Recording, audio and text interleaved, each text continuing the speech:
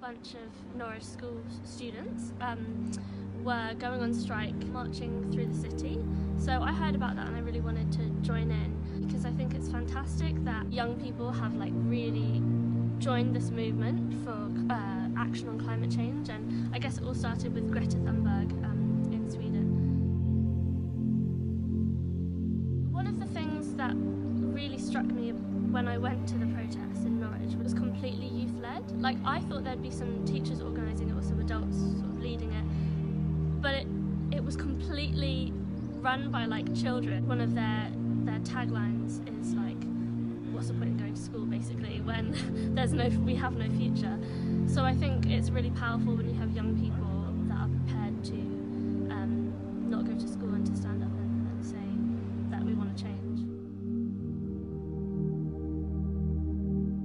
I speak as a father, as well as sort of somebody very concerned about the future of our environment. So certainly one of my daughters took part in the strike, and I was very pleased that she did so. I think it's fantastic that these kids want to get political. It's become a point now where they really feel the urgency, and I think having that disruption is what we need. I'm really encouraged by all the young people that are rising up to strike at the moment.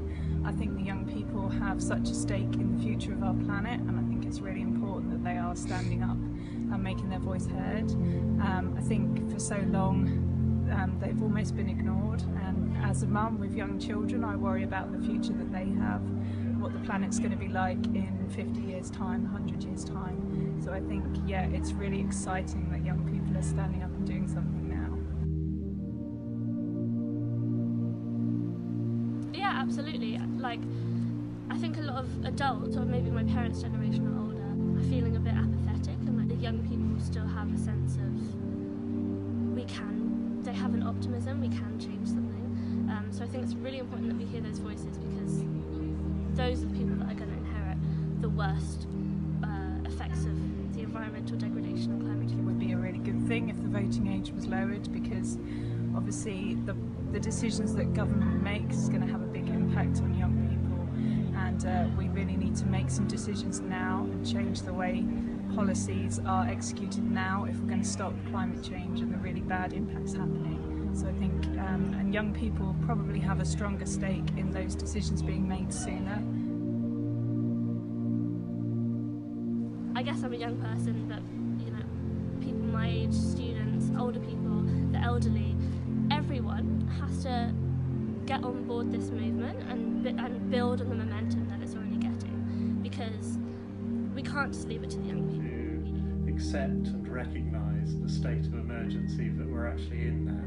So one of the demands, of course, being made of universities across the country is that they declare that there is actually a climate emergency, and I think that's one of the things that the youth are really trying to get across, that the debate in the media and the debate amongst some scientists at least is still about whether we can meet these obligations to move towards net zero outputs of greenhouse gases. And what young people are saying, and what others in Extinction Rebellion are saying, is we have to move beyond that. It's not can we do it, it's how do we do it, and how quickly do we do it. And by UEA declaring that we are in a state of emergency, then I think that will help us on that. Massive changes to the whole economic system and the way our society is set up, and I think that will only come when everyone's voice is heard and has an equal place at the table, and that includes youth who are marginalised but they know what they're talking about. We need young people like Greta Thunberg, we need young people protesting, sharing things on social media, and we also need top-down policymaker decisions. But in order for them, the policymakers are not going to listen until we really put the pressure on.